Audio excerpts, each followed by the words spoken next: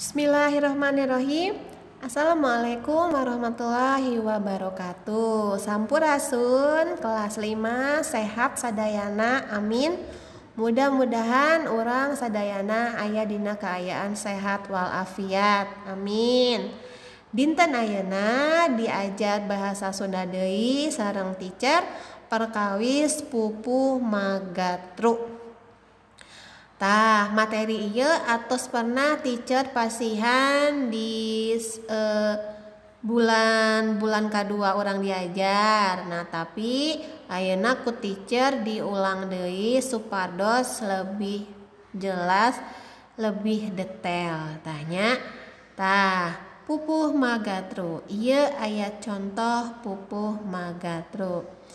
He barudak kudu hirup rempuk jungkung jeung pada batur ngahiji samiuk jeung dulur-dulur teu binarung goreng pikir komo bari olo-olo.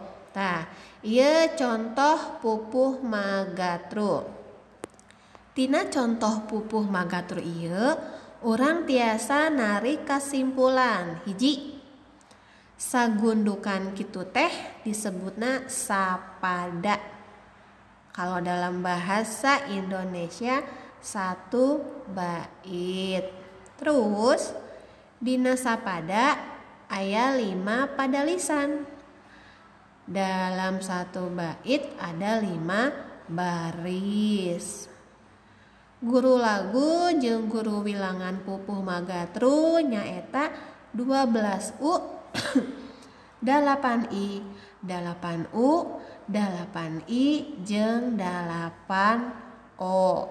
Nah, ayeuna hidep regepkeun contoh pupuh magatru anu ku teacher dibacakeun nya. Mangga. He barudak kudu hirup rempuk jukung jeung babaturan ngahiji samiuk jeung dulur-dulur teu binarung goreng pikir komo bari olo-olo. Ngabogaan sobat dalit urang kudu deketna ibarat wargi perlu pikeun silih tulung mun urang meunang kasulit tong ieu sieun kasoro.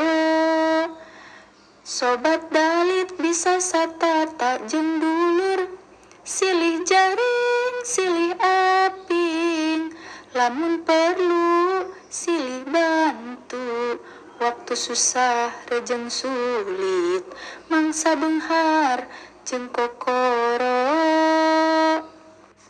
Lamun urang akur ka dulur jeung batur ati jadi tiis ting trim hirup henteu matak paur moal aya nu hiri dengki komo bari ngojok-ngojok. Hatur nuhun teman-teman. Wassalamualaikum warahmatullahi wabarakatuh.